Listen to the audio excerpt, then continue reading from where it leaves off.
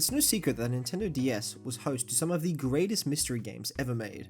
You've got the Phoenix Wright series, the DeNonno games, Professor Layton, Ghost Trick, the list goes on and on with so many incredible games, almost all of which have been successfully ported to modern consoles, the latest being the Ghost Trick and the Another remakes. But there's still a few games that are left behind on the DS. These games make incredible use of the DS as a device itself, and since it's getting harder and harder to come by these days, I think it's time to have a recollection of sorts, especially in regards to one particular game. This game, I think, shines on the DS better than most, if not a lot of the mystery games on the consoles, and is essentially a great game for any collector of the DS. Albeit it's quite a sketchy game, but not for the reason you might think. Come along with me as we check into the amazing experience of Hotel Dusk Room 215, where what's behind each door isn't the only mystery.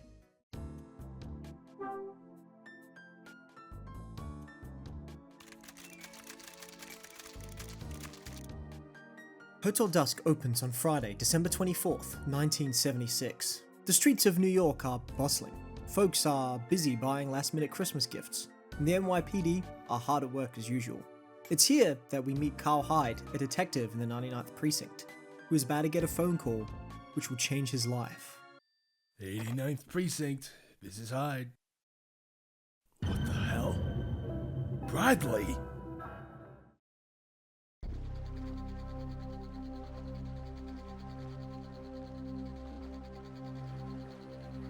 Bradley!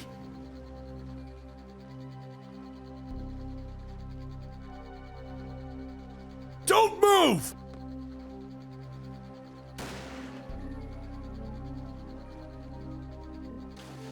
Mila.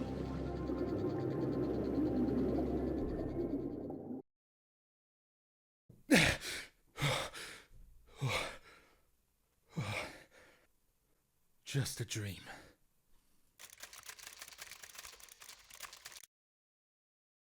Fast forward, and a few years later, Hyde seems to have left the police force. The hungover Carl Hyde answers a phone call from a gas station from his new boss. Carl's been instructed to head to Hotel Dusk and pick up a package for work. Upon driving down to the hotel, he passes by a girl walking down the road before finally arriving at Hotel Dusk. And at this point, Carl introduces himself to the players properly and sets the scene for the mystery to come. The name's Kyle Hyde. It's been 3 years since I quit the force and left New York. Now I'm a salesman for this outfit called Red Crown. On the surface, Red Crown's a door-to-door sales firm, dealing in household goods. But Ed, the boss, has himself a little business on the side. He finds things that don't always want to be found. He keeps it quiet, too. From time to time, I lend a hand. Ain't the greatest gig in town, but hell, I got nowhere to be and nothing better to do. You hear me, Bradley? This is it. This is what I'll be doing until I find you.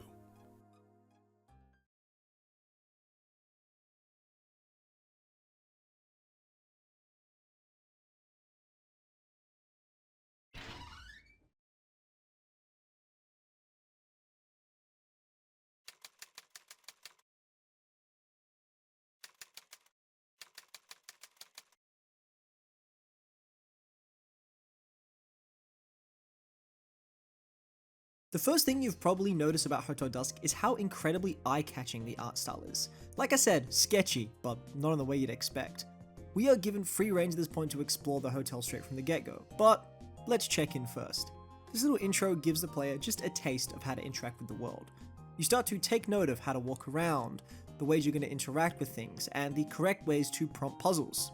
As you hit the bell 3 times, we are introduced to Dunning-Smith, the first of many colourful characters you'll meet during your stay at Hotel Dusk. Huh? The hell? You ain't Rosa. Oh, this guy's fantastic.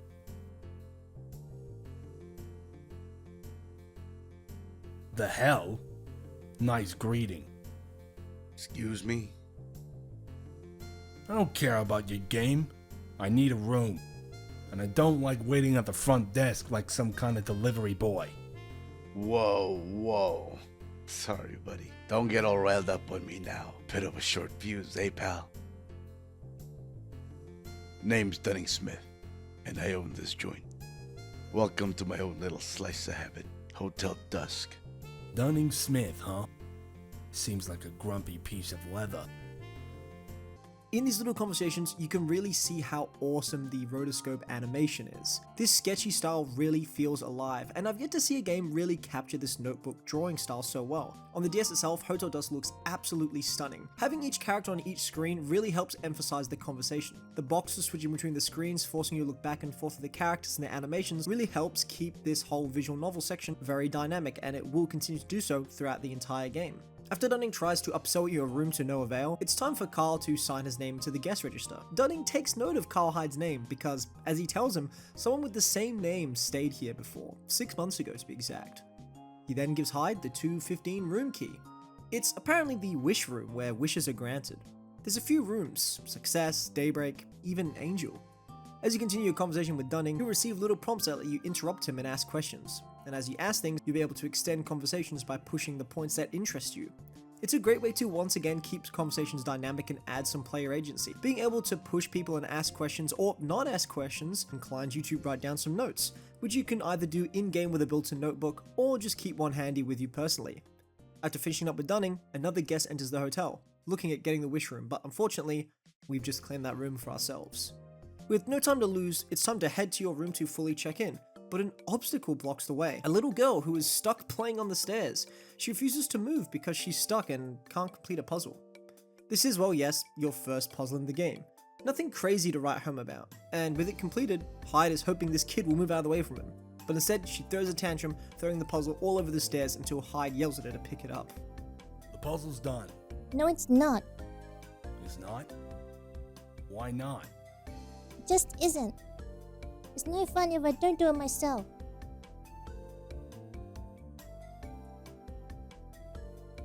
Oh, you're kidding me! What are you doing? You're a complete basket case, you know that? At least say thanks for the help before you bust up the puzzle. You talk too much. Nice attitude, kid. You better watch your step. Huh? Pick it up. No, you can't make me.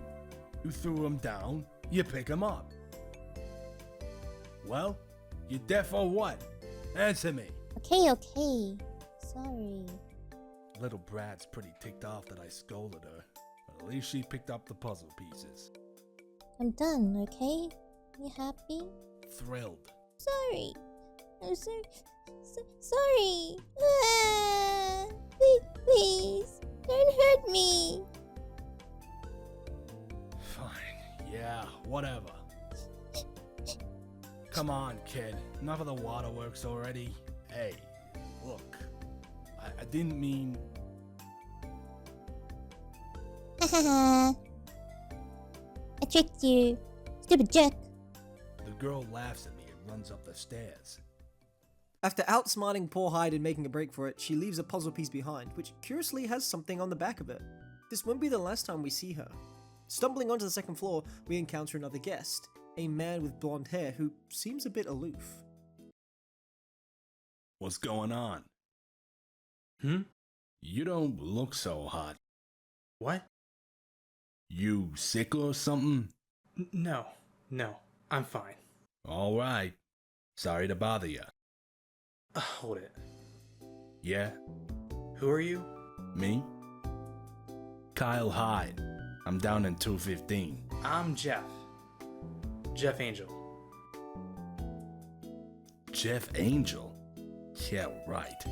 Wonder what this punk story is. Jeff seems to be quite a defensive character as Hyde asks him what he's doing at the hotel. You can already tell from the brief introduction from some of the guests that there is going to be more than just the mystery of Bradley you're going to solve. Hotel Dusk is definitely one of those games that is a slow burn. If you're willing to let the tension and character introductions build up as you take note of everyone and their surroundings, you're going to have an amazing time unraveling all of the mysteries this hotel has to offer. One which is briefly solved is the name of that girl, Melissa. There'll be time to chase down other mysteries later, but first, let's check into the room properly. You can't just open the door either, you gotta use the key in your inventory to open it. Another basic way to introduce how you're going to be interacting with the world around you. The room looks decent enough, but before you get a chance to explore it, the phone rings, introducing us to yet another major character, Hyde's handler, Rachel. Hi there, good looking. Glad to hear you arrived in one piece. Hey, Rachel.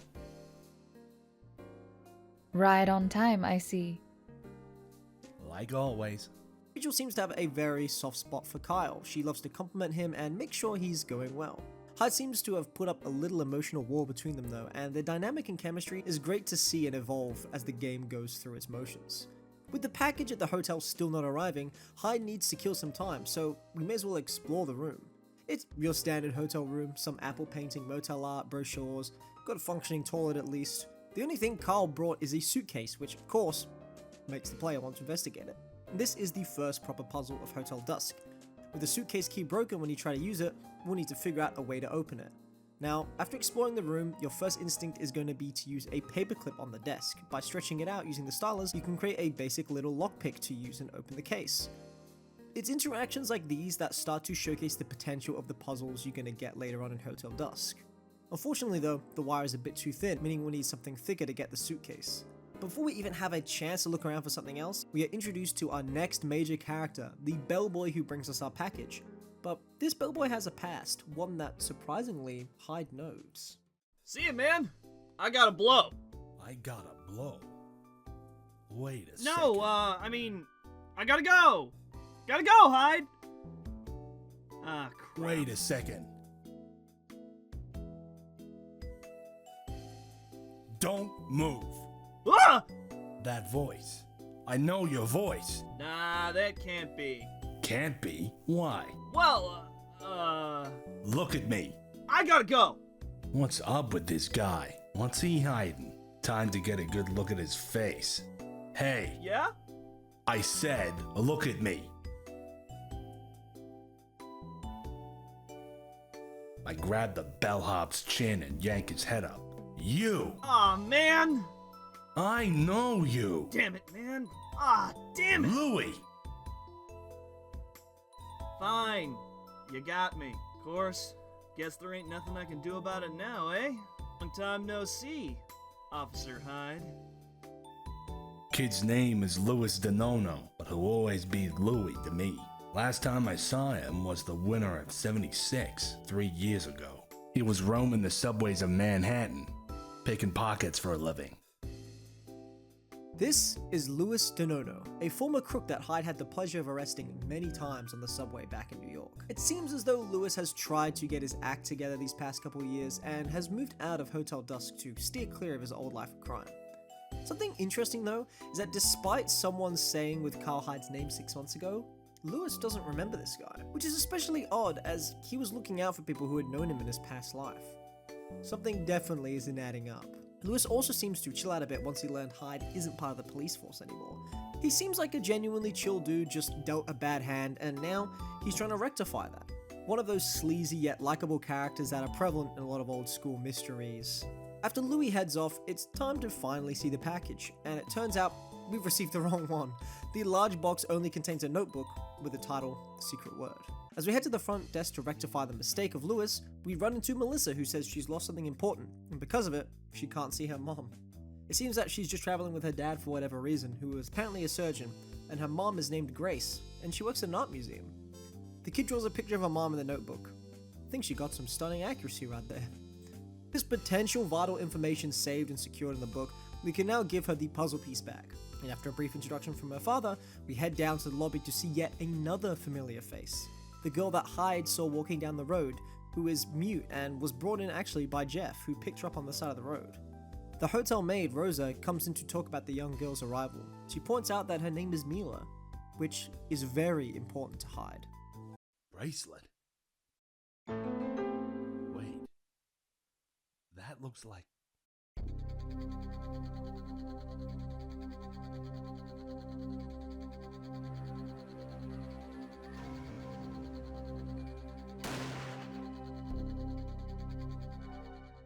That's impossible. It couldn't be. With Mila seemingly having nowhere to go and no way to talk, Rosa takes it upon herself to let her stay at the hotel until she's recovered. Another strand to follow. With perfect timing, the front desk rings, and the other person who had received the wrong package has called to sort out the issue. But before that, it's time to give Jeff a visit, since he might be connected to Bradley. He seems none the wiser though, more of a coincidence of him bringing her in than anything else. She'd asked him to bring her there by pointing to the brochure she had of the hotel. How she got that brochure is another mystery entirely. Just before we go into our room to await the correct package, we meet yet another guest, Miss Iris, who is staying in room 216. She seems like a bit of a princess type, worried about appearances and clientele of the hotel. She seems uncomfortable and out of place in a way, as if she has her own reasons for staying the night at Hotel Dusk. After a brief interruption by Louis, it's time to finally exchange packages with this kind gentleman named Martin Summer. The name does ring a bell for Hyde once again. Martin Summer is an author, quite an acclaimed one at that, with his debut novel The Secret Word being an absolute smash hit. With friendly exchanges and issues out of the way, it's finally time to open the package and receive orders. We need to recover one red box and one magazine with Cecily Lee on the cover.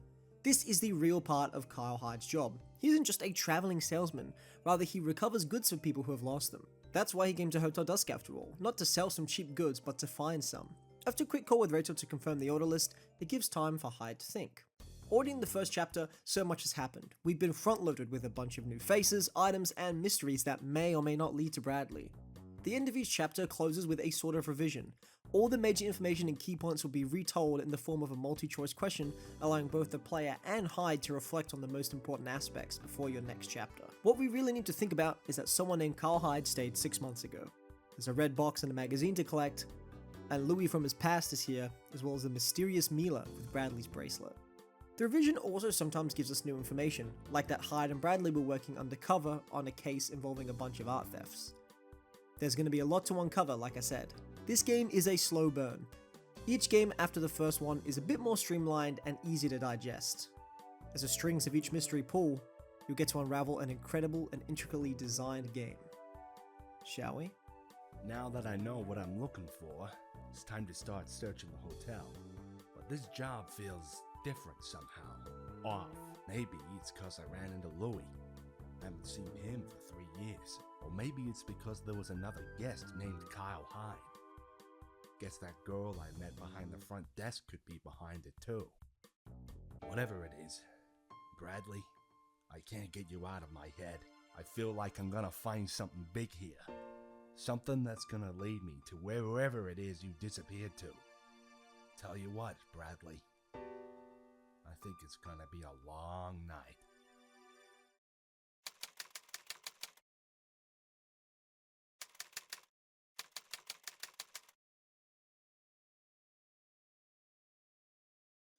From here on out, each chapter mainly focuses on uncovering the mystery of a single person who resides at Hotel Dusk.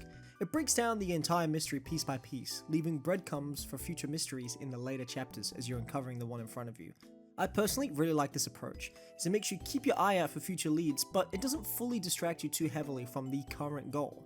It's a great way to easily digest the game. In chapter 2, our main focus is on finding these items for Ed, as well as opening the suitcase. As we leave to go looking for our items, we're met by Rosa, who has safely got Mila resting in her room. She says we can swing by later at 8 PM in order to ask her some questions. I really love the in-game notebook as well. It really just adds to that extra bit of versatility that the DS has and the interactions you'll get within the game. After making a note of it in the book, we hear some whistling coming from the linen closet. And who should we find other than resident slacker Louis, fawning over a magazine that was left behind. A good way to interject and find if there is a lost and found. There is one, in Dunning's office that is. We also learn of an incident 10 years ago, where a girl mysteriously vanished inside of the hotel, which is why it's hard for Dunning to find a suitable replacement for Louis because of all the rumors. Dunning bought the place 5 years ago, so he wasn't there when it happened. Hyde opens up to Louis, telling him about Bradley and how he's looking for him. Louis seems to understand, knowing the pain of losing a good buddy, who was almost lost 3 years ago. He scampered off, leaving us to pilfer the room. That magazine Louis had was actually the one we needed for the clients. That's at least one part of the job done. There's a toolbox in here as well with an assortment of things for us to take advantage of. With the tools confiscated, we encounter another guest in the hallway, the poor lady who wanted room 215. She seems nice enough. Oh, thank you for your kindness, young man. My name is Helen Parker. The suitcase is still an issue though, as we need to get our cash so we can pay Dunning and hopefully move him from his office. We need a thicker wire, which we can acquire from the coat hanger, It's bolted on, but the pliers we've picked up will help with that. We have to correctly select the size needed, which is a nice touch for player freedom. With the suitcase open, we can now grab the cash and also store some of the items if we ever need to. With the money in hand, we pay for our room, and Dunning offers us a free meal as a restaurant to make up for the package, which opens up at 6. By the way, each chapter runs mainly on 1-hour segments. What's quite impressive is that it takes roughly that amount of time per chapter to complete, making the game feel pretty damn dynamic and accurate. Whenever you've completed a certain amount of objectives, time will move forward, which also serves as checkpoints if you get any game overs. With Dunning leaving the office, it's our chance to now do some snooping through the lost and found. In Hotel Dusk, you'll have 2 screens, one to move around and that shows some basic shapes, and another which is a 3D environment which you'll use to fully flying clues and move around effectively. I really feel like Hotel Dusk just makes a great use of both screens, as each is as important as one another. We find a few things of note in here, by the way. A few birthday cards to a Jenny, and a piece of paper on the floor is trapped under the cabinet. Now, if you're just used to interacting with everything in a mystery game like this, you'll probably end up ripping the paper by accident, which is just funny that the game just lets you do that. In order to get the rest of the paper, you'll need to use that crowbar that you found earlier. Once you get it and attach the 2 parts together, you'll realize that this page is some kind of paint by numbers. Do it correctly and it will reveal 3 numbers that you'll need to unlock the lost and found cabinet. This is an awesome little puzzle for you to sink your teeth into. Each room that you explore around and mess in feels like a mini escape room of sorts, with you slowly finding information and doing little puzzles in order to get that. After unlocking the cabinet, we learn a few more things. That there really was a Carl Hyde that stayed 6 months ago, in room 217 to be precise. The lost and found cabinet also contains a small red box, the other item order on the list. We don't get a clean escape from the room though, as Louis catches us exiting.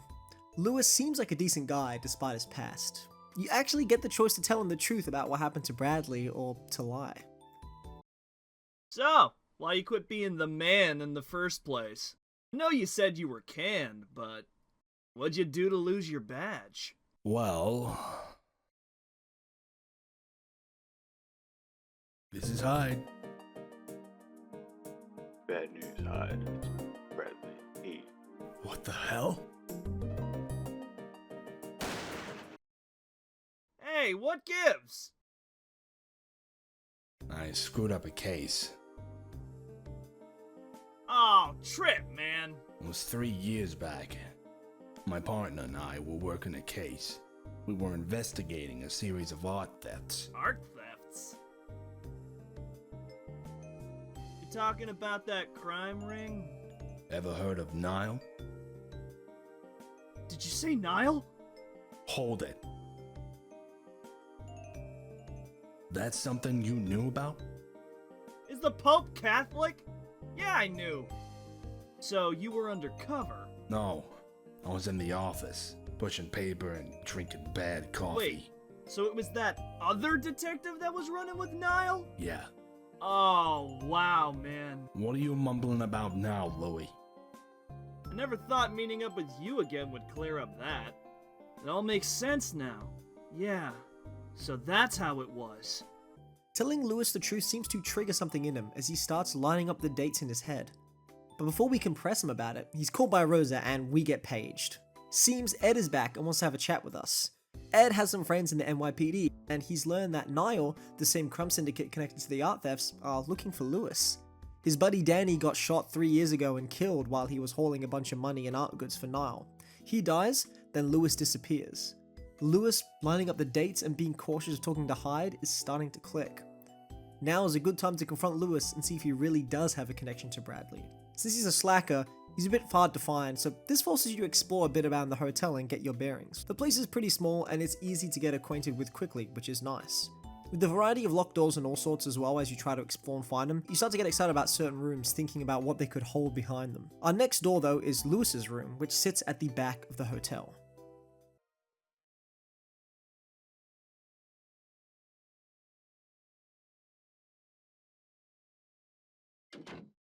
Listen, Louis.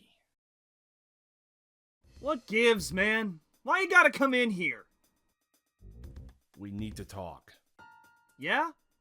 Well, you might want to talk, but I don't want to listen. I told you, man. I want to leave everything in the past, so just leave me alone. Can't do it. I gotta talk to you, Louis. Aw, man! What now? You gonna hassle me about old times again, or what? When I mentioned Nile, you look like you're going to be sick. Why is that, Louis?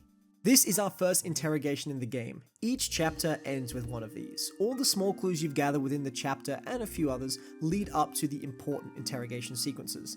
These are the things that can potentially lead you to a game over. Show the wrong evidence, have a wrong sense of intuition, and the character you're pressing for information will not give it to you, leading you to never solve what really happened to Bradley. The first interrogation is pretty safe, allowing you to brute force your way through it until you've picked the right answers. But not every chapter is going to be this kind going forward.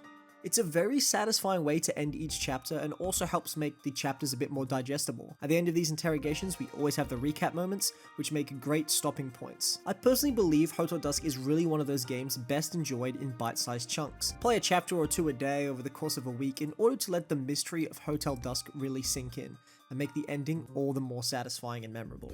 On to the actual interrogation though, we asked Louis some important questions.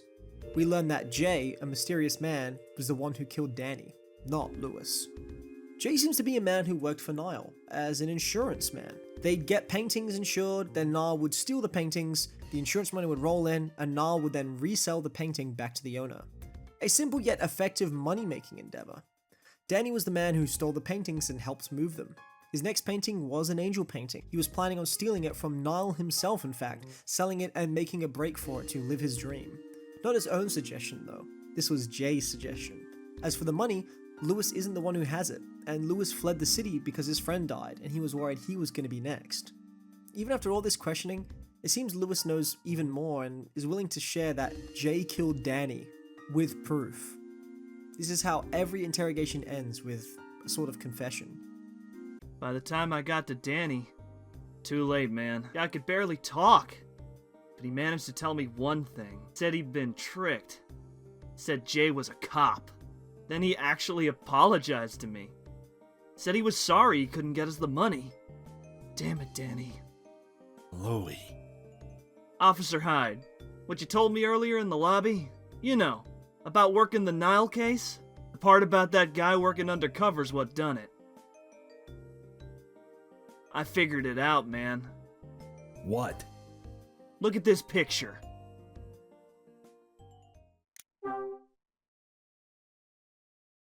This... Yeah, that's right. Guy in the middle's my buddy Danny. Guy on the right? It's Bradley. No, it's Jay. Louis and Hyde, both hurt by Bradley. Louis is fully filled in at this point, knowing that Hyde is searching for Bradley to learn the truth of his actions. In this moment, they form a camaraderie. Louis doesn't even hate Hyde for being Bradley's friend. He understands he was stung just as bad as him. Did Bradley really betray the entire police force just for an angel painting and some scratch from Danny? Louis has just provided Hyde with more questions than answers, with many, many more questions to come. Meeting Louis helped me learn some things I didn't know before. That information brought me a step closer to Bradley's trail. But why did Bradley turn his back on the force? Why did he betray me? Even after all this time, I still don't have a clue. Listen, Bradley, I don't know where you're at or what you're doing. But I think the answer is somewhere here in this hotel. A man stayed here 6 months ago. A man with my name. I know you're connected in some way, Bradley. Tonight, Hotel Dusk's gonna show me how.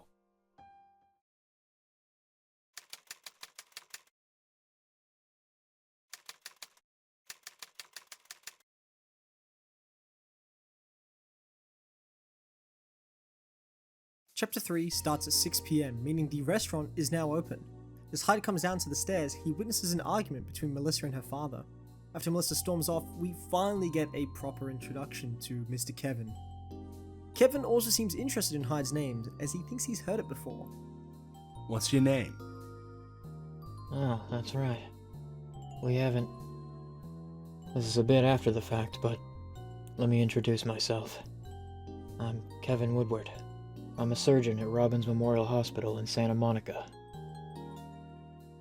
Kevin Woodward, huh? Nice name, buddy. Continuing on to the restaurant, we meet Louis, who tells us he also runs the bar here, which isn't open for a couple of hours still. Louis also checks to make sure we are happy with our rooms because some have been closed. Specifically rooms 217 has, the same room that the other Carl Hyde stayed in 6 months prior. No one has used it since, meaning it is a prime place to search. Louis agrees to help, despite his better judgment, and promises to secure us the room key, but we'll have to wait for a while before we can get it. We may as well have a meal at the restaurant in the meantime. We run into Iris before heading in, who has let her ego get hurt by Melissa after she stormed off and said something rude. Melissa ended up leaving her doll behind in the restaurant, something else we're going to have to return to her. In the meantime though, Hyde gets to enjoy a delicious dinner and some tea cake. But even during dinner, poor Hyde can't catch a break as Summer approaches him and tells him he's missing something from his notebook, and asks to check the box it came in for a bookmark that might have fallen out of the book. Summer also asked if Hyde had read any of the notebook and said it's good that he hasn't. Interesting. After dinner, we get a chance to ask Rosa about the other Carl Hyde, to which she has no memory of. She also mentions that she knows Summer and said that his first book, and only his first book, The Secret Word, is worth reading. You can really feel that the game is starting to go into full motion, all the turning parts starting to move, you've got a plethora of objectives and paths to follow, and you can see the layout for how each chapter is going to go. After a quick conversation about painting with Mila and an escort to the restaurant for Helen, we agree to meet her at the bar later and can finally be on our merry way, after Louis gives us a fountain pen which he found under our table. Now, in order to find out who this pen belongs to, it's a bit of a process, and I actually was pretty stumped for a good while. The trick to do this is you have to find the chalk that's on the menu board and use it to make the name appear on the pen, which is Alan. That will be important later. Melissa is also back in the room and we give her the doll back and she invites us in to complete the puzzle again. And we get to see what's on the back of it this time. But how to do that, you might wonder? Well, by closing the DS and flipping the puzzle to the other screen reveals the words, "Goodbye Melissa." It's little things like this that really show the capability of the DS when it comes to making creative, intuitive puzzles. But more importantly, it shows that their mom already had a plan to leave, and when pressured, it seems Kevin isn't going to budge. A mystery we'll have to unravel later on. For now, it's bookmark getting time. The bookmark is awkwardly stuck inside the box that the notebook came in. You gotta tap the back, shake the DS, do whatever you can to move it from the cracks. With the bookmark finally loose and in hand, it's time to deliver it to Summer, who yaps a bit about the bookmark. It's based on a famous painting by a mysterious painter called Osterzone, whose work was apparently only appreciated until after his death. Upon leaving Summer's room though, we hear someone crying in room 218. But the door is locked and we won't be able to get in. It's Melissa, she's locked herself in there, but there's no power to the room. After a quick chat with Louis, we are in the electrical room and have to flip the breakers at the same time and press the button in the middle in order to restore the room. This is a nice little simple puzzle, but only if you're using original hardware, that is. After restoring power and lockpicking the door to 218, Melissa is finally free from the room, and unfortunately, she is our interrogation for this chapter as we question and hound her for some things about Melissa and her parents. She was told by her father that by coming here, she could meet her mom again. I gotta say, in the interrogation, it's pretty awful, but kind of funny that you can read the situation so wrong that you can tell Melissa it's her fault that her mom left. But obviously that's not the case. They were always fighting and arguing according to Melissa until their mom vanished randomly. As we should, we reassure her that she did not do anything wrong and she is not at fault, and as a reward, she recounts us with the tale of when she last saw her mom. I remember the day she left. She told me my dad was going to take me to school that day. I asked her why she wasn't going to drive me, because she always did. But she didn't say anything. She just looked real sad. So I got in my dad's car and looked at the house while we were driving.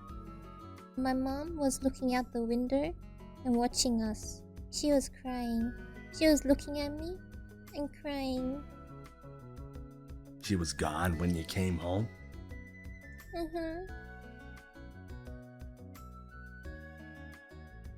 Look, stop crying.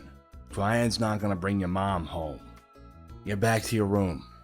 Your dad'll be worried. We finally find Kevin, who had no idea that his daughter was struggling, and we give him a bit of a scolding. He seems apprehensive to tell us who he was talking to on the roof, as that's where he was. As we investigate, it seems he was talking to Iris, who says she was actually alone on the roof. Something stinks between these two, and it's Hyde's job to find out what it is. I got ready for my first night at Hotel Dusk. I get the feeling that all the guests here are hiding secrets, and why Melissa's mom vanished is just one of them. There's also the guy with my name who stayed in 217 6 months ago. The story about the bookmark picture got my wheels turning too. Too many mysteries in my life, and I'm so damn tired. Well, guess I better poke around and see what else I can find. Who knows? Something here may get me a step closer to Bradley.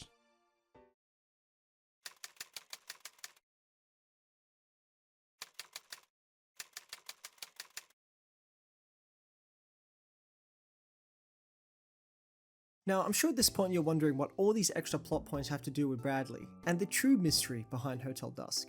I promise, it'll all be worth it when the connections are made. But first, Hotel Dusk wants to round out a few more little edges. After a quick phone call to Rachel, Hyde asks her to learn a bit more about Osterzone and the angel painting. An angel painting was stolen after all.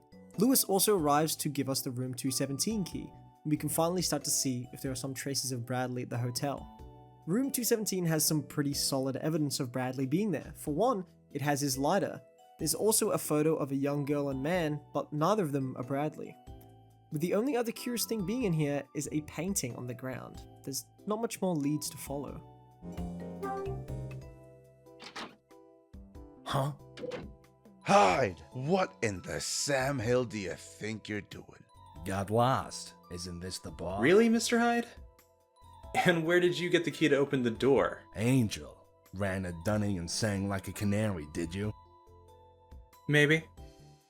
You know what happens to stoolies, Angel? Watch your back. What are you getting all riled up for, Hyde? You're the one in the wrong, you damn sneak. This is one of the many forms of game over screens you can get throughout your time at Hotel Dusk, and it's almost fun to try and get them all. When you go back, you realize that Jeff is in the hallway, and you need to talk to him to make him go away so he doesn't catch you.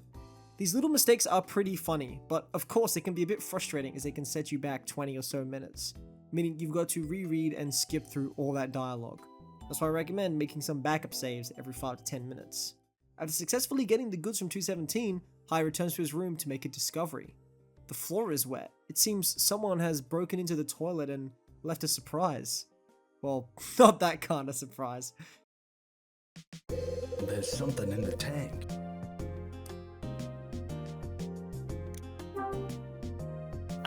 Come to Papa. I got a stack of cash that was hidden in the toilet tank. It seems someone has snuck in and stashed some money in the toilet. Hyde estimates it to be around 20 grand. As we look around for answers, we find Rosa asking us to get an autograph from Summer, and we find Jeff arguing with Dunning at the front desk. It seems something has been stolen of his, and Dunning doesn't want to call the police and get them involved. At least Summer's here and we can get that autograph off him once he stops yapping about a burglary in Beverly Hills from a lawyer friend that was in the paper. And he wants us to bring up the book to his room, of course. Now, something funny that happens next is that Dunning is upstairs and he's looking for Jeff's stolen something. He informs Hyde that a bunch of equipment has gone missing from the utility closet. You know, a crowbar, a screwdriver, and pliers. This to me is just really funny. I'm so used to other point and click games and adventure games where you just absolutely have free reign to take whatever you want with no consequence whatsoever. It makes you realize that you're actually on pretty thin ice, sneaking around, getting keys, taking what you want. Any moment your mission could be jeopardized and you will never find out what happened to Bradley. It's really cool and you can get a few game overs from just slipping up and not doing things properly. It adds that extra element of secrecy and intensity that helps heighten the mystery. After placing the tools back to avoid consequence, we finally get the autograph from Summer, and he begins to yap again, but he's caught lying. He claims that he just hit the open road and arrived here randomly, yet he ordered a package to be delivered here. Another strange thing, he said he lost his pen, the one we picked up, but his name's Martin, not Alan. Well, apparently Alan is his real name, Alan Parker. We managed to get a peek at his journal as well, which reveals it's a manuscript to his original book. Now, we give the signed book to Rosa, who is happy and can confirm that it's his genuine signature, because he has a unique way of writing ER. Rosa also tells us that Summer is fibbing. He doesn't have a pen name. Summer is in fact his real name. Something stinks here, and it ain't the kitchen we're in. Seems Summer does have some secrets, and it's Hyde's job to root them out. Summer is cornered in his room, and Hyde bombards him with questions, mainly who actually wrote the novel, and by seeing the autograph, it reveals who really wrote it.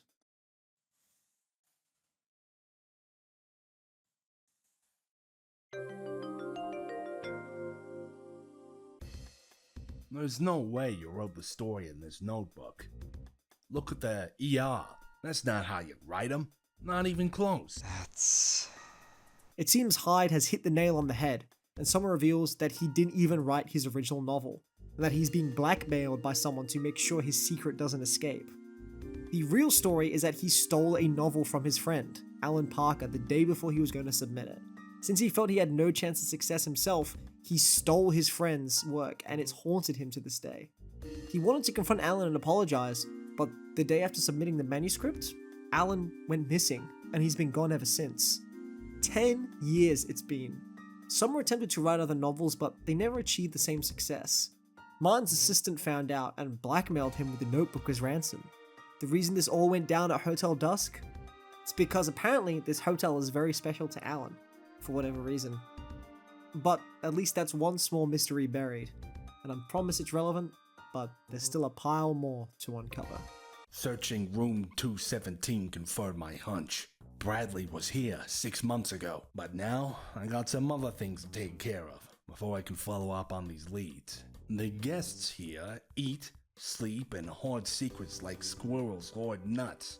I was willing to let them take their private affairs home and let it be. But that was before someone decided to stash a wad of cash in my john. Now it looks like I gotta be part of this circus sideshow. Well, so be it. I feel like the old instinct's kicking in, and somewhere, a part of me grins.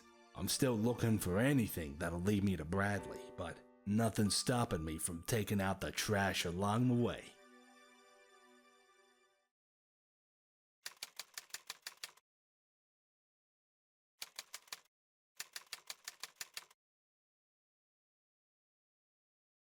Chapter 5 will get us to the bottom of who hid the cash in Hyde's toilet, and flush away a few other mysteries. For one, we learn that Osterzone was a painter that did die, and his work was appreciated and loved posthumously. Folks are apparently paying boatloads of money for these kinds of paintings, making them a prime target for theft. An angel opening a door? The one Danny might be trying to lift? That was the biggest prize of them all. With it also being later, it's time to go and visit Mila and hopefully learn some answers about that bracelet. Now, of course, Mila can't talk, but she can write. This back and forth of asking her questions and the anticipation of slowly writing and getting the book back builds a lot of tension for the answers. In the short time we get to talk to her, we learn that Mila is looking for her father, Robert Evans, so she isn't related to Bradley. After heading back to our room for a spell, Melissa drops by and wants help repairing her doll. Luckily, we have a mini sewing kit in the package box, but that's not the kicker. The kicker is that she saw Jeff going into our room earlier, meaning that he planted his own money in our toilet. I think it's time for a little chat with the rascal. But he isn't home. Where could he be?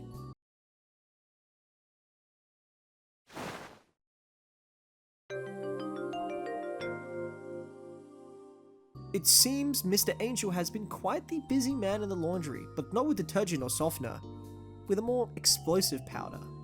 Louis walks in on us with the piece and tells us the only person who has used the room today is Jeff, so he's hidden the money and placed a gun in the trolley.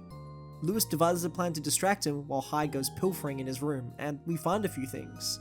We find a duplicate 215 key which he got from who knows where, his student ID which shows his real name as Jeff Damon. Jeff Damon. Damon?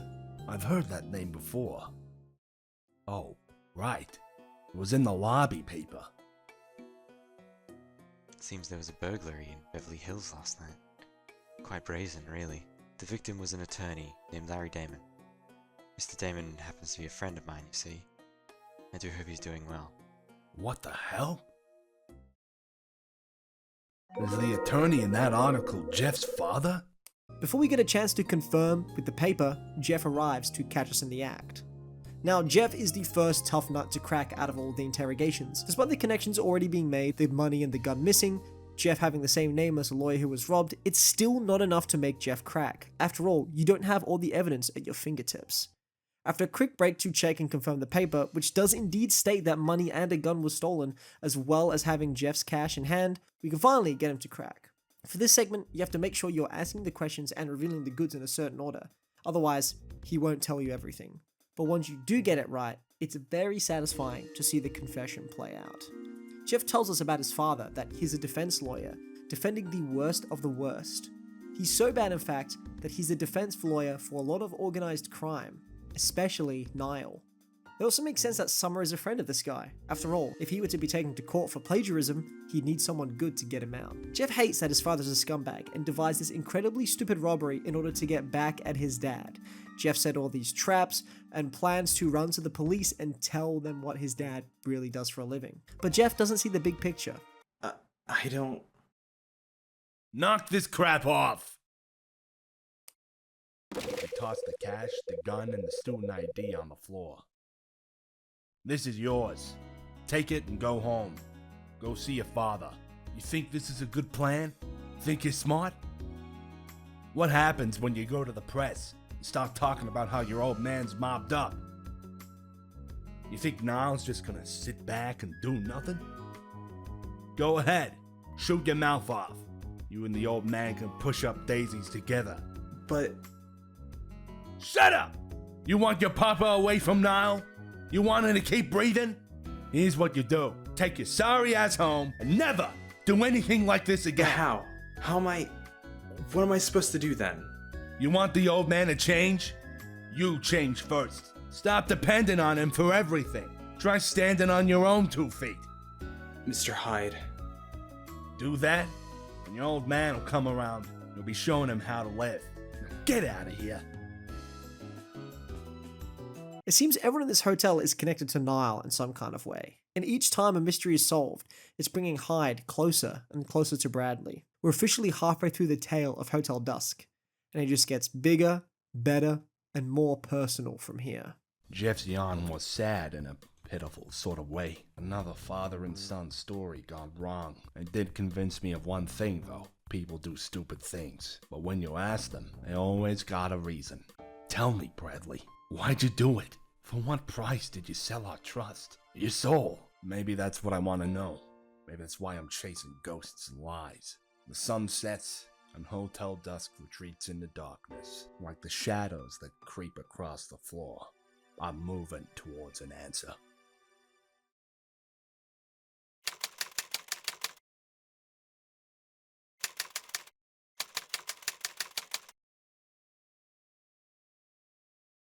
It's now 9 PM at Hotel Dusk, meaning the bar is open, and a chance for Hyde to wet his whistle. After updating Ed on Bradley's alias within Niall, we arrive at the bar for some drinks and a little chat with Louis. We learn from him that the day in which Bradley visited 6 months ago, Dunning actually gave Rosa and Louis the day off. Another question to answer later. We got some drinking company as well from Helen, and we learned a little bit about her. She doesn't have any family and wants a wish granted of some kind. After a cheeky puzzle involving some coins, Helen tells us she's actually stayed in this hotel before. 2 times in fact, once every 10 years. She also used to work in Vegas as a magician. We also have a little walk around the hotel and talk to Dunning for a bit about it, learning he bought it 5 years ago and he's been running it since. Rosa also asked us to bring a label from the wine bottle up to Helen's room, where we kind of interrogate her for a little bit and learn about the true reason behind her stay at Hotel Dusk. It turns out that she and her son stayed here 10 years ago, and he's been missing since then. The man that is her son is Alan. Alan Parker. The one who gave him that fountain pen that was in Martin Summers' possession was her. Summers' best friend whose manuscript he stole. That Alan Parker is Helen's son. In his early days, she had left the family to continue her dream of being on stage and felt so guilty for leaving her family. They reunited a few years later and she gave him that pen at Hotel Dusk, which is also why Alan thinks the Hotel Dusk is such a special place, and which is why Summer came here. But since he went missing after the manuscript was lost, Helen thought he got contact with him due to what she did to him when he was a kid. But she found comfort in explaining her issues to Hyde, and the reason she wanted the wish room is because she simply wanted to see her son again. It's a nice way to tie up both Summer and Helen's stories, a short but sweet chapter that resolves some side mysteries. Night has fallen over the city and the hotel.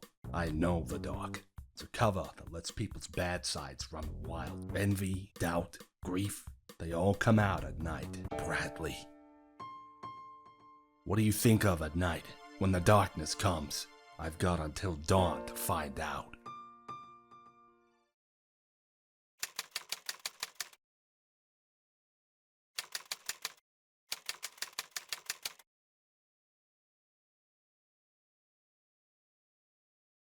With the night dragging on, we head back to the bar for some more drinks with the man Louis. Summer comes in and we tell him about Helen Parker so that in his own way, he could try to make amends for Alan.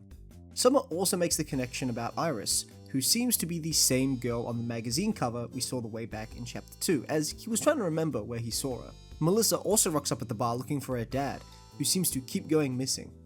She complains about her dad yet again, and tells everyone that she didn't even get to have a proper Christmas. So Hyde, having nothing better to do in the current time, sets up a Christmas tree for her in the utility closet, but not before grabbing a black light in one of the cupboards. If you aren't playing on original DS hardware, I would highly recommend picking this up because you're gonna need it.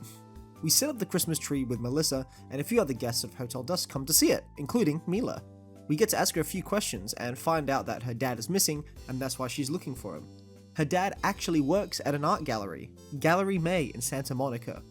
With all of these connections to art theft and Nile, I'm sure he's connected in some way or another. We also get to pilfer in Dunning's room a little bit and find a picture of a young girl. We finally find a drunk Kevin who once again has no idea where his daughter is. Father of the year over here. Turns out he was drinking with Iris at the bar, and that Gallery May came up in conversation. Seems like these could be related to Mila's dad. We talk to Iris first, who says that something has been stolen from her room. A small envelope given to her by someone named Grace. Haven't we heard that name before? We confront Kevin, who does confirm that he knows Gallery May. In fact, his wife used to work there. His wife's name? Grace. The same as what Melissa said. So the envelope that Iris had was meant for her. After grilling Kevin a bit more, he goes on to explain what really happened between him and his wife, and why she went missing. 2 years ago, Kevin lost a patient and was sued for malpractice and lost. He couldn't come up with the money at all, but Grace could. Out of nowhere, she paid for the entire thing, saved him and the family. But she wouldn't tell Kevin how she secured the money. It became an issue and they constantly fought over it, until one day she had enough and left. Whether that was due to the arguments or how she got the money, he doesn't know. But he blames himself regardless. The reason for him coming to Hotel Dusk? He found some matches from the bar here. She came here at some point recently as well, as the matches are made by Louis, and he's only been around 3 years. The one clue that could lead him to Grace. He came here in a desperate attempt to find something, anything. But Hyde talked him down, making him realize he's chasing Grace, losing someone who's already relying on him. But I think you're gonna pull out of this. You've got a chance. I do? Comes a day in every man's life when he realizes he's a fool. But you got someone who needs you, no matter what a lousy drunk you are. You know what I'm saying, Doc? You can pull your ass out of the gutter for that person, right? Mr. Hyde. Melissa loves you, more than anything. Your family. Hell, you're the only family she's got left. With each guest's secrets being revealed one by one, it won't be long until all is revealed. What was in that envelope? Just another question for the pile. The evening wasn't a total bust, though. Kevin tied one on, and I waved the fumes away long enough to grill him. He told me Melissa's mom, Grace, worked at a place called Gallery May. Also told me about some malpractice suit he lost a few years back. But I need to know how Grace raised the money to pay the thing off. As I listened to Kevin spill his guts, an idea started to swirl in my brain. There's a connection here. Bradley disappears with Osterzone's angel painting. Doc's missing wife works at an art gallery. Like my old man used to say, where there's stink, there's flies. You hear me coming, Bradley? Hotel Dusk's got the key to this whole mess. And I'm gonna find it tonight.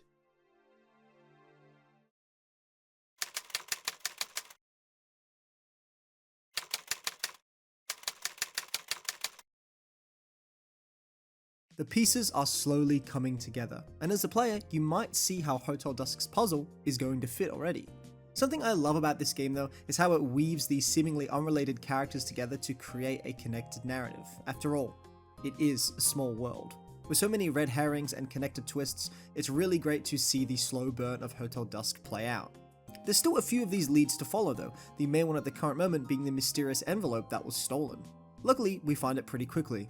Someone was in the hallway, and down in the utility closet, somebody had left it in a bin. Inside that bin was a cassette tape as well as a discarded envelope addressed from Grace in the bin. We can't return the envelope to Iris for now, so we do the next best thing. Ask Louis for advice, and ask potentially if he's got a cassette player. Which luckily, he does. Hyde isn't even the first one to ask to use it tonight. The other person wanting to have a spin on it? Dunning. The plot thickens. Now, unfortunately, the cassette tape has been unwound, and if you are currently older than the release of this game, you may have a tough time figuring out what to do here. But luckily, I'm ancient, so I can tell you. A very easy way to rewind a tape is to actually use a pencil and turn it around. It is a bit finicky on the touchscreen, but hey, just like it was back in the day. With the tape rewound, we can finally listen to what was on it. The tape seems to contain details about someone doing one last job, with some painting supplies gathered for said job. And with Grace being connected to Gallery May, as well as Mila's dad, the whole thing really starts to stink. I'm sure by now you've already pieced together most of what is really happening. You just need that final puzzle piece to make it all make sense. After strong-arming Iris with a mid-chapter interrogation, we learn a few things. Number 1, that Iris was told to bring the envelope here by Grace herself, and that if she wasn't at Hotel Dusk by Christmas, to go there and give it to the man who painted the angel. The shocker though? Iris is actually Grace's little sister. They spent years apart due to her mother, and they fell out of contact until recently, where Grace begged Iris for some money. The money to cover Kevin's malpractice lawsuit. All she could do was apologize for asking for so much money. It seems that these two sisters really love each other, and it further cements the notion that Grace isn't the type of woman to abandon her family. She is the type to do everything she can for them. Even though she risked her life to get Kevin that money, she had a backup, and believed in her sister to get that tape in the right hands. Whose hands though, is another question entirely. But now we know. The angel painting that Bradley stole, that Osterzone painted, is some way connected to Hotel Dusk. On a completely unrelated note, it's time to do some bowling with Louis. Yes, he asked us to wind down and do a bit of cheeky bowling in order to clear our heads. It is an incredibly risky setup, with it literally just being in the hallway at the back of the hotel. Now there is some kind of dead zone in the middle of the screen, so if you aren't careful, you can get quite a few gutter balls, but perhaps it's another game journalist moment. But hey, it's pretty relaxing, and somehow nothing has broken in the hallway yet.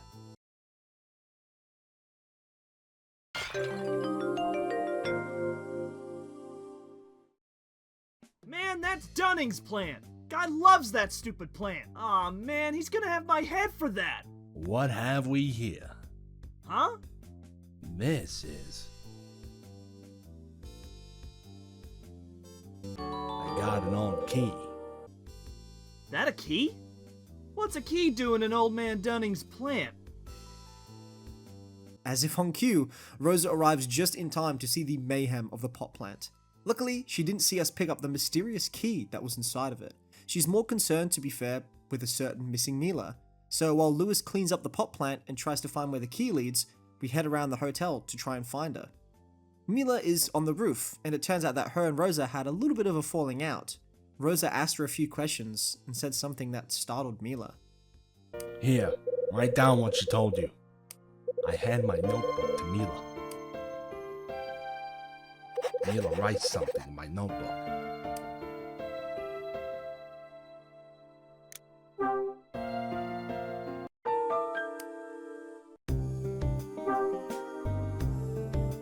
She said, I know your father. Our last interrogation in this chapter occurs in Rosa's room.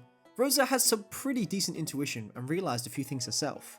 She realized that Mila has been to the hotel before, because the brochure she brought with her was quite an old one, before even Dunning ran the place. Dunning had also stayed at the hotel previously, and with Dunning having a daughter in the photos in his personal room, Rosa put two and two together and assumed Dunning was Mila's father. Dunning has been avoiding Mila, and especially not wanting to deal with the police. There's definitely something there. Hyde takes this moment to ask about the angel painting as well, which Rosa has no idea about. She only knows about the 5 apple paintings scattered throughout the hotel. Perhaps that's another lead to follow. Before we can ask anything else, we get a buzzer on our pager, and Ed fills us in on some more details about Gallery May, the one run by Mila's dad. Apparently, Evans was great at running the museum. He had a great knack for discovering lost paintings, like Osterzones for example. 7 years ago though, the gallery shut down, and Evans has been missing ever since. That means Mila has been searching for him for a very long time.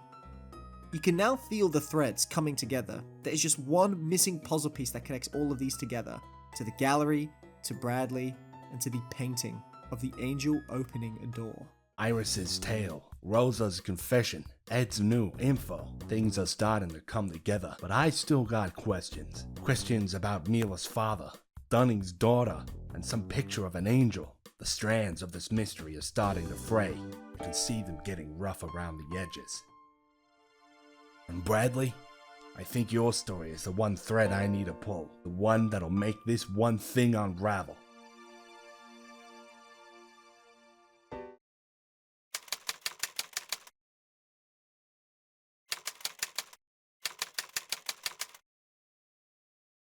Chapter 9 kicks off with an investigation into the apple paintings. After all, if the painting is here somewhere, perhaps the other paintings will have a clue. And they do.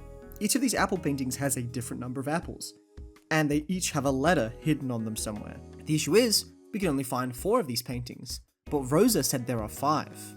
In fact, we ask her about it and she tells us where the other one is. It's in a special room. There's a room on the first floor you pass every single time you go into the lobby throughout the entire game. Room 111. It almost taunts you as you walk by it multiple times throughout the game, waiting for the chance to open it and find the secrets within. Now, 9 chapters later, we finally get to go in, and it looks like nothing special, just a larger than usual hotel room. With an apple painting. The painting gives us the last letter we need, J, and by arranging all the letters, we get something. A name that we've seen before.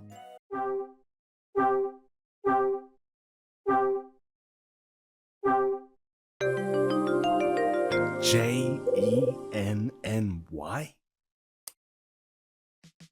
Jenny?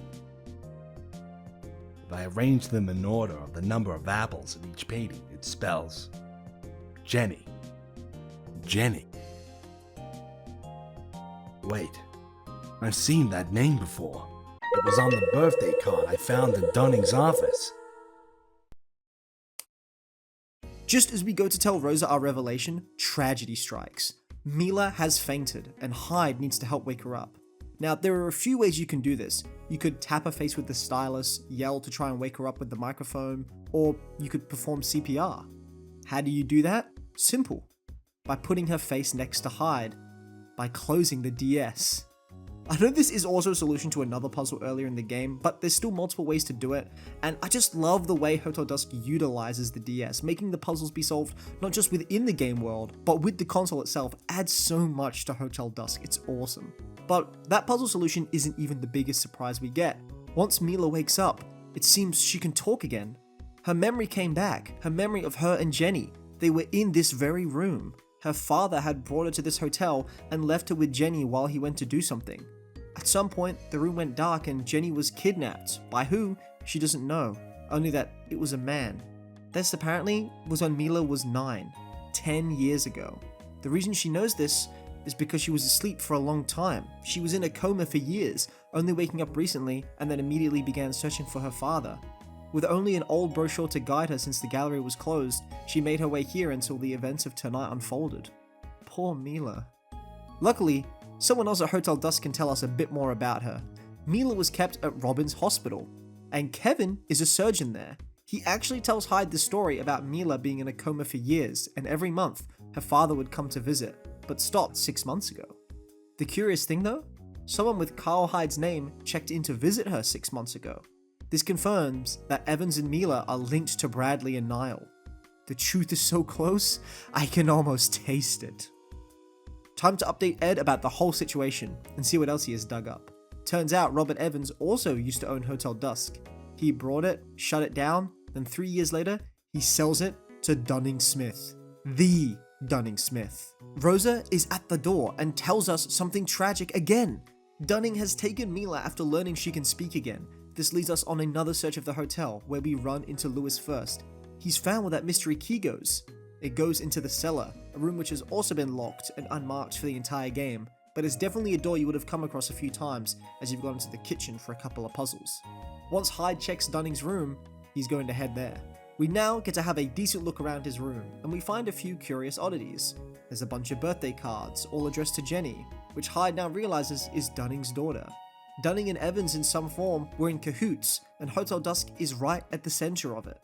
There's books on sculpting, some unfinished wood carvings, an old brochure just like Mila's, and curiously, a bunch of newspaper clippings, all related to Osterzone, the painter of Angel opening a door.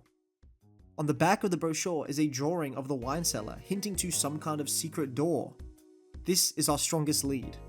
Down in the wine cellar, hopefully we can find Dunning, and with him, hopefully the answers to the true mystery of Hotel Dusk. How do Dunning and Evans tie together? What kind of shady dealings were they up to? Evans and Mila, Dunning and Jenny, 2 men and their daughters. What about the Kyle Hyde that paid Mila a visit? Was that you, Bradley? Outside, in the LA night, the worst side of humanity has license to roam. Here, inside this hotel, am I gonna find something that I don't want to see? Guess it doesn't matter. I'm getting close to the truth, Bradley. And to you.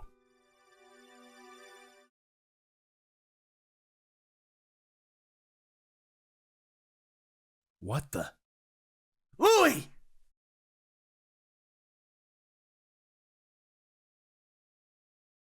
Hey! What happened? Ugh. Oh.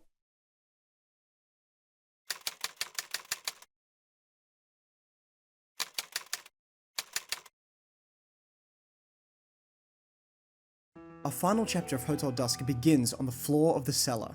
Luckily, both Hyde and Louis are fine, except for a couple of bumps. We know that there is a secret room around here somewhere, we just have to find it now.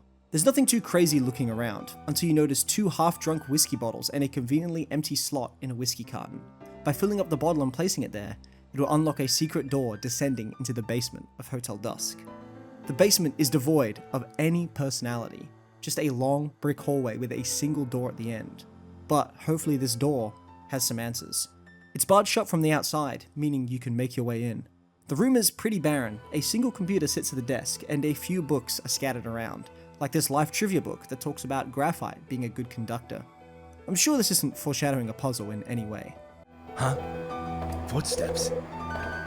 What the? I heard someone bar the door. Damn! I think that thing's airtight.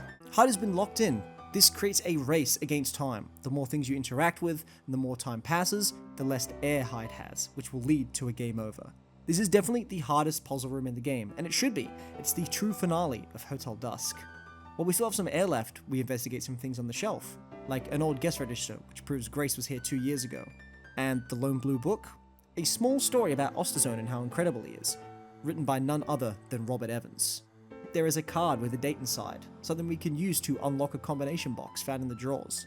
What I really like about this section is despite the failures you get, it gets very satisfying to continue to get better at the puzzle each time you complete it. Now, inside the lockbox is a letter. I'll let Hyde read it. The letter's addressed to Dunning Smith. Sender's name isn't anywhere on the envelope. This is your last job. Finish it and you're free. I won't ask anything further of you. However, our secret must never be revealed. Keep silent, and I promise that Jenny will one day return to you. Go back to Hotel Dusk. Be patient. September 9, 1972. Robert Evans. Evans sent this letter to Dunning 7 years ago. That's the same time Evans closed up his gallery and disappeared. Our secret must never be revealed. What do these letters at the end mean? Wonder if it's some kind of code. Now, taking note of these letters, they will become very important in just a moment. After using some graphite to make the computer work, we are greeted with a blank screen, some numbers in the corner and a keyboard. Now, it's obvious what we should write in here, the mysterious text from the letter, but what number do we enter in the top right corner? Well, there is a piece of paper next to the table, with a number you can barely make out. What's very cool about this is that on original DS hardware, you can actually move the screen around and hold it up to the light, or look at it in a different angle in order to reveal what the number is. Alternatively, you can also use the black light if you remember to pick it up earlier on. If you have the right number, and you've entered the letters correctly, the computer will decode a very important message.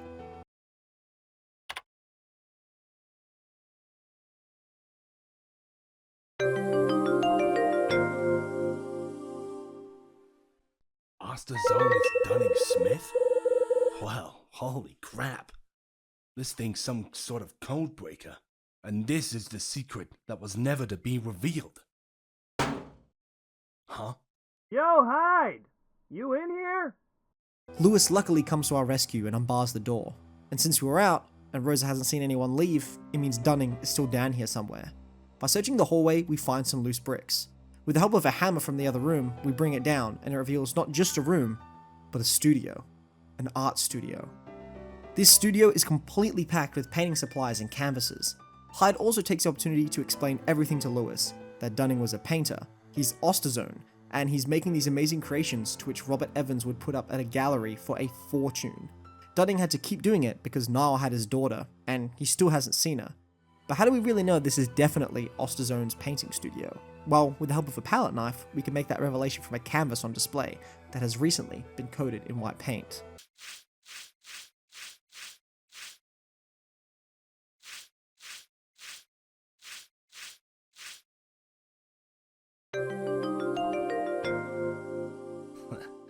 Damn, Whoa. I'm good. Now with this, it reveals something very interesting. It means that Bradley, when he was here 6 months ago, returned the painting back to Dunning. But why would he do that if he was planning to run off and betray Hyde? Even at its most critical moment, Hotel Dusk keeps you guessing. After reveal of the painting, Hyde also finds another secret door. And inside it, Dunning and Mila. Now Dunning tries to talk to Hyde alone, but he hasn't earned that. After all, both Louis and Mila are wrapped up in this, and deserve to hear the truth. Louis lost his buddy, Mila, father. So Dunning tells us everything. That him and Roberts were reunited after the Nevada plane crash, something that has been mentioned a few times during the course of your investigation. Dunning and Evans used to go to art school together, and while Evans ran a semi-successful gallery, Dunning couldn't get his name out there as a painter. So Evans devised a plan. Create a fake painter named Osterzone who had passed away decades ago. Get Dunning to make art from old canvases and paints to not arouse suspicion. Then, Evans would discover it. The incredible, unappreciated painter whose work is only known after his death.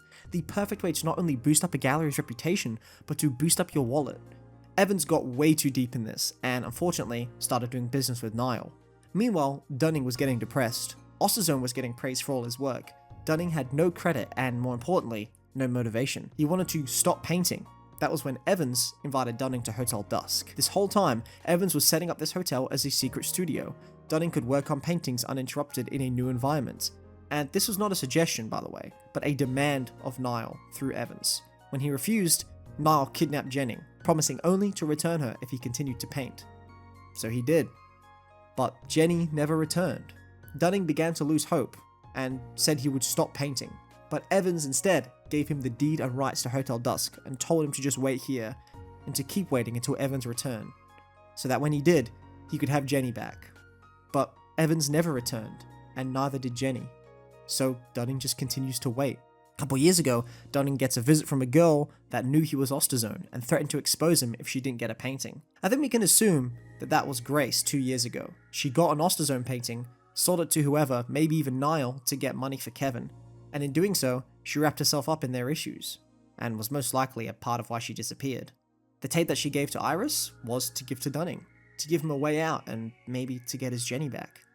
Then 6 months ago, Bradley rocks up and sings a similar tune. He knows about Osterzone and all the shenanigans he and Evans have gotten up to. He knew that Evans was deep in Niall, going by the name Norman. Norman had kidnapped Mila, Bradley's sister, and in order to get Mila back, Bradley had to spill all the details about the police on Niall. Bradley betrayed his friends and told about the police force. Bradley got Mila back, but in a body bag. And Roberts, had the gall to tell him that now that he had no more distractions, that he should work at Niall permanently. But Bradley had other plans. He's holding his sister's dead body, watching the steam rise, when he hears a voice. You can't change anything. You sold your people out, and you can't take it back. Your sister's dead, and you don't have any family left. You got nothing left. Come and work for me. That's the only road open for a man like you. I tell you, the sound of that voice, he's a wounded man, Mr. Hyde. So then your pal finished his story and his drink, but he never raised his eyes, and I asked him what he'd done next. He kept looking at his glass, but I could tell he was seeing something else. I accepted his offer, he told me. I knew it was the only way to avenge my sister. The only way to make Evans pay. Bradley. When he finally looked at me, his eyes were hard as any I've ever seen. "You won't see Robert Evans again," was the last thing he said to me. Next morning, he checked out. Left me quite a going-away present, though. The painting that had been hanging above the bed in 217 had been taken down, and hanging there was Angel opening a door. He left a photograph and a key on the bed. Photo was the same one you found. Evans always carried that photo with him. And this here's the key. What's it for? No clue. Key's a mystery I ain't solved. But once I saw the painting and the photo, I knew one thing. I knew everything he told me was true. Was a tough pill to swallow, you know. Evans working for Nile. Never believed things could have got that messed up. I took Angel opening a door off the wall and carried her down to the basement. Then I covered the damn thing with a coat of white paint. I just wanted to forget everything I knew about Mr. Robert Evans. That's why I locked up 217 and didn't let no one stay there anymore. And that's it, Mr. Hyde. Everything I know. Every last bit. When you showed up, claiming the same handle as that man, I got to thinking something bad was gonna happen. That's why I was so nervous. Something bad. Go ahead and laugh. I'm nothing but a damn fool. This place and its secrets draws bad things like flies to honey. But I'm still here, still doing what I can to protect that secret. Waiting's about all I can do anymore.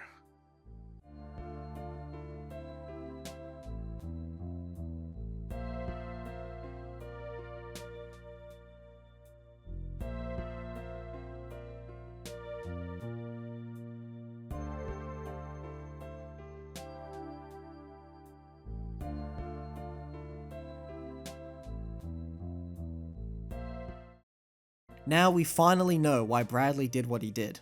For revenge. To help the one he loved. Everyone in Hotel Dusk was searching for something. Hyde was looking for Bradley. Dunning was looking for Jenny. Mila for her father. Louis for a fresh start.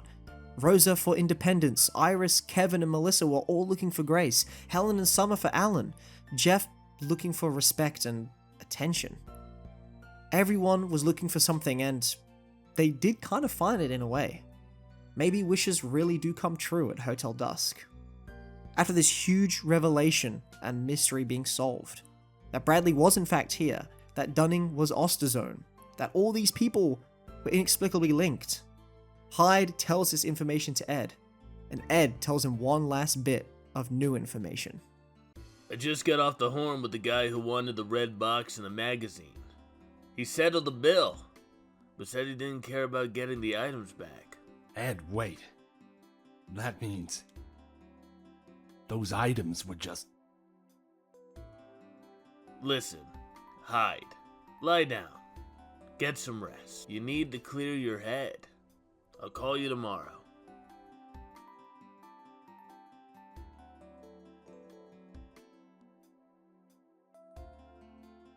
The customer I've been working for was actually Bradley. That the key Dunning gave me in the basement. I tried using the key to open the small red box. The key turned, the lock clicked. I opened the box and I saw a letter written in a hand I knew well. This letter. I read the letter, my eyes pouring over each word. Hey partner, I'm writing this in hopes that you'll find it and give it a read. 6 months ago, I heard you turned in your badge and left Manhattan. Bradley.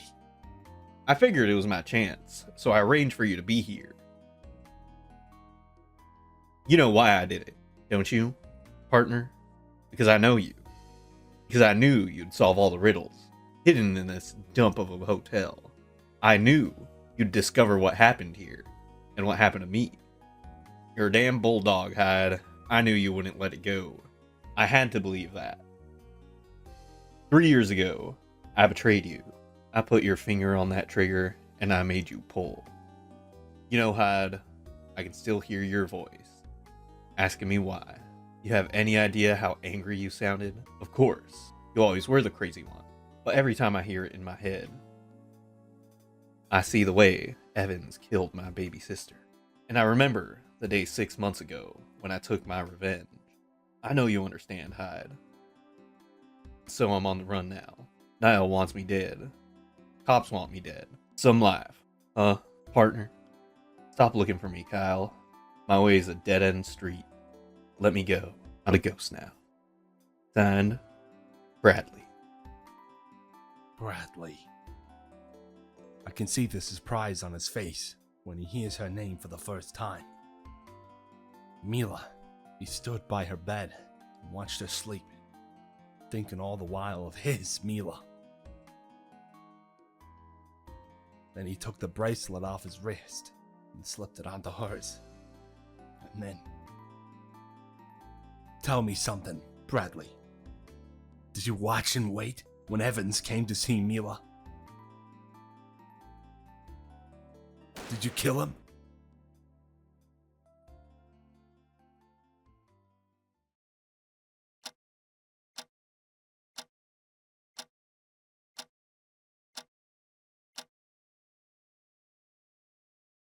In the morning comes a light. The revelation that shines on Hyde is that after all of this, he needs a vacation.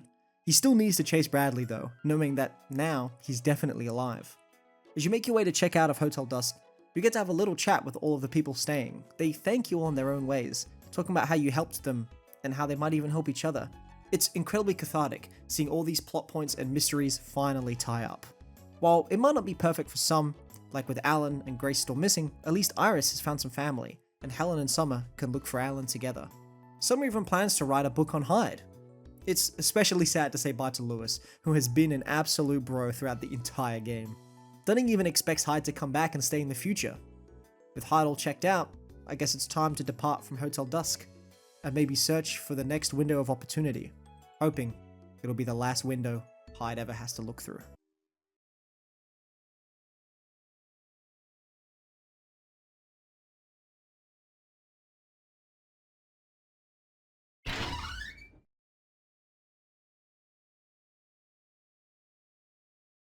Huh? Wait! Mila. Where are you going? Can I go with you? Mila.